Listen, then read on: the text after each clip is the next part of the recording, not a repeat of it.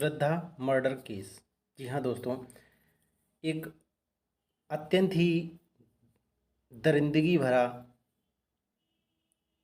Murder case जो सोचकर भी रोंगटे खड़े हो जाते हैं कि इस तरह की दरिंदगी भी इंसानों के द्वारा की जा सकती है।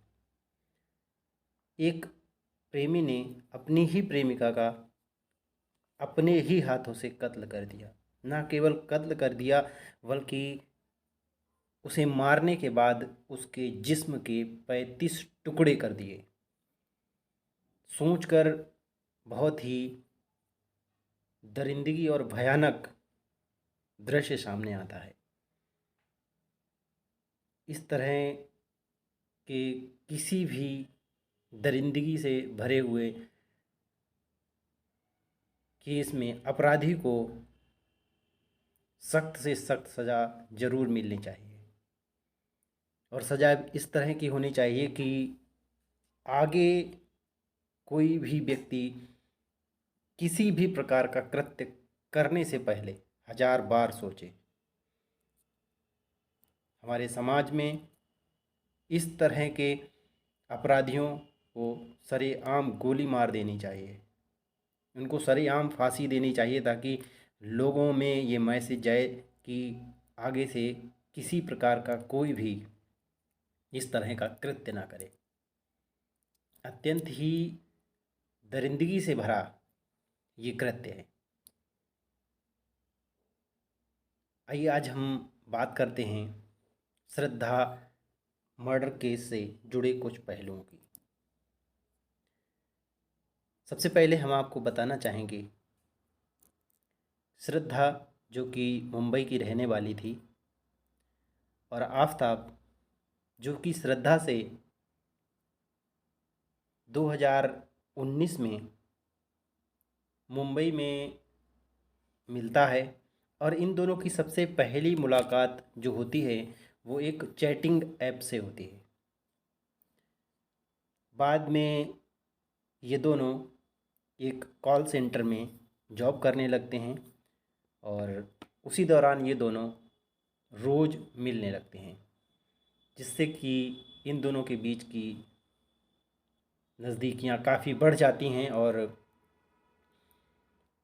दोनों ही फैसला लेते हैं कि अब वो एक साथ रहने लगेंगे। इस फैसले के साथ ही दोनों ही मुंबई में ही एक फ्लैट लेकर रहने लगते हैं। अब जब दोनों साथ रहते हैं तो चूँकि श्रद्धा भी अपने परिवार वालों से दूर थी और आफताब भी, इसलिए जो भी रोज़मर्रा का सामान एक परिवार को चलाने के लिए ज़रूरत होता है वो सभी सामान श्रद्धा ही अपने पैसे से खरीदती थी, क्योंकि आफताब कुछ नहीं करता था। वह पूरी तरह से श्रद्धा के पैसों पर ही निर्भर था और धीरे धीरे समय बीतता गया। इस दौरान पारिवारिक खर्चे को लेकर श्रद्धा और आफताब के बीच लड़ाइयाँ भी होने लगीं और आफताब जो था वो कुछ भी नहीं करता था, पूरी तरह से आप श्रद्धा के पैसों पर ही निर्भर था। श्रद्धा उससे कुछ काम करने को कहती लेकिन वो किसी प्रकार का कोई भी काम नहीं करता था। धीरे धीरे समय बीतता गया। श्रद्धा अपने पैसों से ही घर चलाती थी, खुद जॉब करती थी, सब कुछ सह रही थी। फिर वो आफताब से शादी करने का दबाव डालती है, आफताब से शादी करने के लिए बोलती है। इस पर आफताब शादी करने से इनकार करने लगता है और धीरे धीरे उसको टाल मटोल करने लगता है। श्रद्धा उस पर बार बार दबाव बनाने लगती है कि उसे अब शादी कर लेनी चाहिए। चूँकि आफताब मुस्लिम धर्म से आता है और श्रद्धा हिंदू धर्म से आती है, इसलिए दोनों के परिवार, श्रद्धा के जो परिवार वाले थे वो इस रिश्ते से खुश नहीं थे। हालांकि श्रद्धा ने अपने परिवार को भी अपने रिश्ते के लिए छोड़ दिया था, वो अपने परिवार से भी दूर रहने लगी थी। इसी बीच जब कोविड होता है तो उस दौरान श्रद्धा की माँ की मृत्यु कोविड से हो जाती है। श्रद्धा कुछ दिन घर जाती है, अपने पिता से बात करती है, लेकिन वो इसके रिश्ते के लिए हामी नहीं भरते हैं और श्रद्धा वापस आकर मुंबई में आफताब के साथ रहने लगती है। आफताब नहीं चाहता था कि वो श्रद्धा से शादी करे, लेकिन श्रद्धा उस पर लगातार दबाव बना रही थी कि वो उससे अब शादी कर ले। आफताब श्रद्धा को छोड़ना भी नहीं चाहता था। छोड़ना नहीं चाहता था, इसका रीज़न ये था कि आफताब को वहाँ से पैसा मिलता था। जो पुलिस की इन्वेस्टिगेशन चल रही है उसमें ये भी बताया गया कि आफताब जो था वो नशे का आदी था, वो ड्रग्स भी लेता था। उसके लिए उसे पैसे की ज़रूरत होती थी। अब वो पूरी तरह से श्रद्धा पर ही निर्भर था, तो इसलिए वो श्रद्धा को छोड़ना भी नहीं चाहता था। और एक अय्याशी भरे जीवन को जी रहा था आफताब। वो अन्य लड़कियों से भी बात करता था, अन्य लड़कियों को भी डेट करता था। श्रद्धा इस बात से नाराज़ रहती थी। इस बीच दोनों के बीच इस बात को लेकर काफ़ी झगड़ा भी होता था और झगड़े में आफताब श्रद्धा के साथ मारपीट भी करता था। 2020 में श्रद्धा और आफताब के बीच एक झगड़ा होता है जिसमें आफताब श्रद्धा को बुरी तरह पीटता है। इससे उसके चेहरे और पर काफ़ी चोट भी आती है। यहाँ तक कि श्रद्धा को इतनी ज़्यादा चोट लगती है कि वो हॉस्पिटलाइज्ड होना पड़ता है। जब वो हॉस्पिटल जाती है तो उसके कुछ दोस्त उसको बताते हैं कि अब उसे आफताब का साथ छोड़ देना चाहिए क्योंकि वो उसके लायक नहीं है। इस पर श्रद्धा मुंबई पुलिस को एक शिकायत पत्र देती है जिसमें वो बताती है कि आफताब उसके साथ मारपीट करता है, उसे जान से मारने की धमकी देता है और कहता है कि तुम्हें मारने के बाद मैं तुम्हारे शरीर के टुकड़े करूँगा और फेंक दूँगा। ये सब रिटिन में लिख कर दिया गया था श्रद्धा के द्वारा मुंबई पुलिस को। उस समय श्रद्धा आफताब को छोड़ना ही चाहती थी, वो किसी भी तरह से आफताब से अपना रिश्ता नहीं रखना चाहती थी। आफताब को लगा कि अब ये श्रद्धा उसे छोड़कर चली जाएगी, इसलिए वो श्रद्धा को ब्लैकमेल करता है कि अगर वो वापस नहीं आई तो वो अपनी जान दे देगा और मर जाएगा। श्रद्धा मान जाती है और फिर से उसके पास रहने लगती है। अब आफताब को एक चीज़ क्लियर हो गई थी कि श्रद्धा अगर वो कुछ और उसके झगड़ा करेगा या इस तरीके की कोई और कंडीशन करेगा तो श्रद्धा उसे छोड़ सकती है।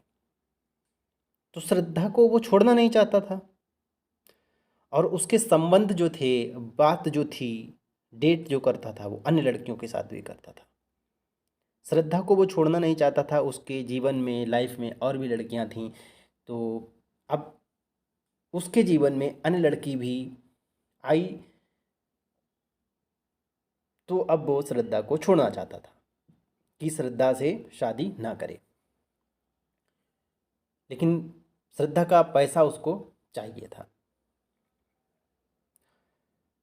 वो चाहता तो श्रद्धा ने कहा कि उससे शादी कर ले अब, लेकिन उसने कहा कि आइए हम घूमने चलते हैं। उसके मस्तिष्क में एक प्लान था कि वो किसी तरह से श्रद्धा को मार दे और वो पकड़ा भी ना जाए। इसके लिए वो प्लान बनाता है कि श्रद्धा को कहीं पहाड़ी इलाके में घुमाने ले जाएगा और वहाँ उसको आसानी से मार देगा। इसके लिए आफताब हिमाचल प्रदेश को चुनता है। क्योंकि श्रद्धा घूमने की शौकीन थी, वो राजी हो जाती है और हिमाचल प्रदेश घूमने जाती है। हिमाचल प्रदेश ये 2022 में घूमने जाते हैं दोनों। वहाँ ये घूमते हैं और आफताब अपनी जो प्लान था, प्लान के मुताबिक आफताब को हिमाचल प्रदेश में श्रद्धा को मारने के लिए कोई भी मौका नहीं मिलता। आफताब को हिमाचल प्रदेश में बद्री नाम का एक व्यक्ति मिलता है जो दिल्ली का रहने वाला होता है। वो बद्री से पूछता है कि कोई ऐसी जगह बताए जहाँ एकदम सुनसान हो, जहाँ पर जंगल हों, पहाड़ियाँ हों और दूर दूर तक सुनसान जैसा माहौल हो। बद्री को इस बात की भनक नहीं लगती है कि इसके मन में क्या चल रहा है। बद्री उसको दिल्ली की एक जगह बताता है, छतरपुर। वो बताता है कि यहाँ से जो हिस्टोरिकल बिल्डिंग्स हैं, जैसे चार मीनार, जैसे कुतुब मीनार, ये सब पास में ही हैं और जंगल भी हैं और वहाँ बड़े बड़े फार्म हाउस भी हैं। तो आफताब सोचता है कि चलो वहाँ देखते हैं, अगर वहाँ मौका मिलता है तो हम इसे वहाँ मार देंगे। आफताब दिल्ली आता है और दिल्ली आकर 1 से 2 दिन ये एक होटल में रुकते हैं। इसी बीच आफताब आसपास की जो जंगल हैं और हिस्टोरिकल बिल्डिंग्स हैं, इन सब का मुआयना करता है, रेकी करता है। आफताब देखता है कि हाँ, यहाँ पर कुछ ऐसा है कि जंगल भी पास हैं और सुनसान इलाका है। वो बद्री से कांटेक्ट करता है और बद्री से कहता है कि ये जो होटल का खर्च है वो ज़्यादा है और उसे कोई घर दिला दे किराए पर, जहाँ पर वो आसानी से रह ले। बद्री जो है उसे एक छतरपुर के इलाके में एक घर किराए पर दिला देता है और आफताब श्रद्धा के साथ उसी में रहने लगता है। अब आफताब श्रद्धा को समझाता है कि देखो, मैं भी अपने घर से दूर रह रहा हूँ और आप भी अपने घर से दूर रह रही हो, तो ऐसा करते हैं कि हम दोनों यहीं शिफ्ट हो जाते हैं, यहीं जॉब करते हैं और अपना यहीं घर बसाएंगे, शादी कर। श्रद्धा राजी हो जाती है, रहने लगती है। ये शिफ्ट होने के ठीक 3 दिन बाद श्रद्धा को मार देता है। श्रद्धा को मारने के बाद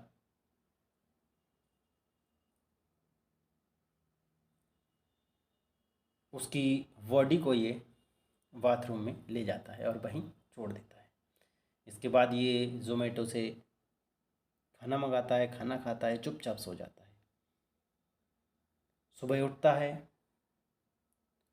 बाज़ार जाता है, वहाँ से चाकू, पन्नी और एक फ्रिज मार्केट से परचेज़ करके लाता है। उसके बाद शाम को श्रद्धा के टुकड़े करता है और टुकड़े करते करते जब थक जाता है, खाना मंगाता है, खाता है, फिर सो जाता है। अगले दिन सुबह उठकर फिर अपनी प्रक्रिया यही स्टार्ट करता है। इस तरीके से 3 दिनों तक लगातार वह श्रद्धा के शरीर के टुकड़े करता है और जब वो श्रद्धा के शरीर के टुकड़े करता है तो उस समय नल, शावर, तमाम तरह की पानी की चीज़ें चला कर रखता है, ऑन रखता है, जिससे कि जो भी पानी है, जो भी इसका वेस्ट मटेरियल है, वो पानी के साथ बहकर निकल जाए। बहुत ही आसानी से, बिना किसी घबराहट के, उस मकान में अकेले ये सब कुछ कर रहा था। और इस तरीके से 3 दिन तक टुकड़े करने के बाद उन टुकड़ों को पॉलीथीन में भरकर फ्रिज में स्टोर करता है और फिर एक दिन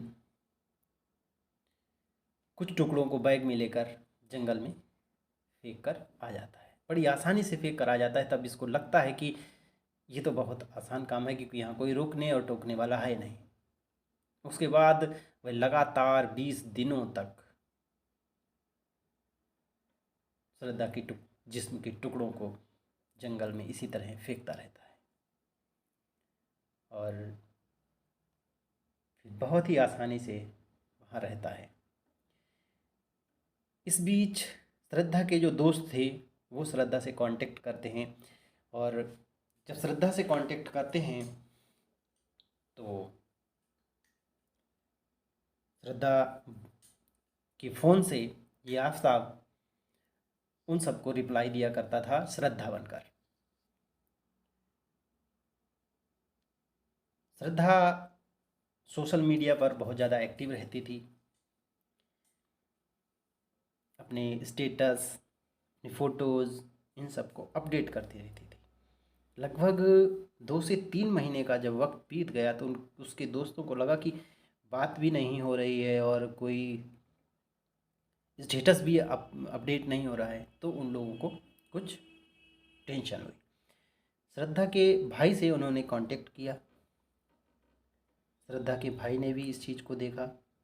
उसके भाई ने अपने पिता को ये बात बताई। पिता ने भी इस चीज़ को नोटिस किया और उसी समय सितंबर 2022 में मुंबई पुलिस में एक तहरीर दी गुमशुदगी की। मुंबई पुलिस ने आफ्ताब को बुलाया और थोड़ी सी पूछताछ करके उसे जाने दिया। टाइम बीतता गया, श्रद्धा के घर वाले परेशान हो गए, तो फिर उन्होंने बार बार जाकर मुंबई पुलिस को सूचना दी कि आप इन्वेस्टिगेट कीजिए। और तब जाकर मुंबई पुलिस ने दिल्ली पुलिस से कांटेक्ट किया और दिल्ली पुलिस ने आफ्ताब को गिरफ़्तार किया। जब गिरफ़्तार किया गया तो आफ्ताब ने तुरंत बता दिया कि उसने श्रद्धा का कत्ल किया है।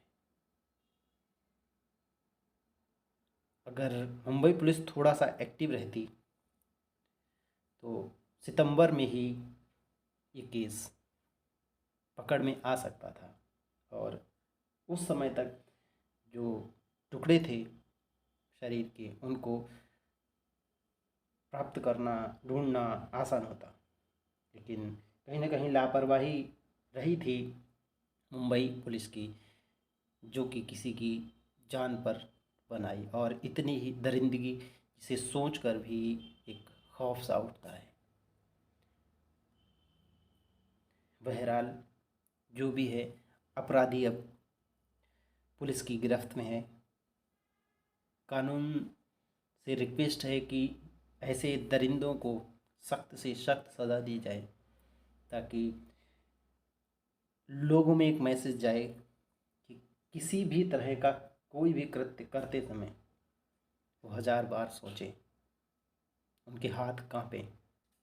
इस तरह की घटनाएं निंदनीय हैं और ऐसे दरिंदों को फांसी होनी चाहिए। और सभी आप लोगों से रिक्वेस्ट है कि इस तरह के दरिंदों को फांसी दिलाने के लिए सामने आएं, एकजुट हों, ताकि इस तरह की और घटनाएं हमारे भारत देश में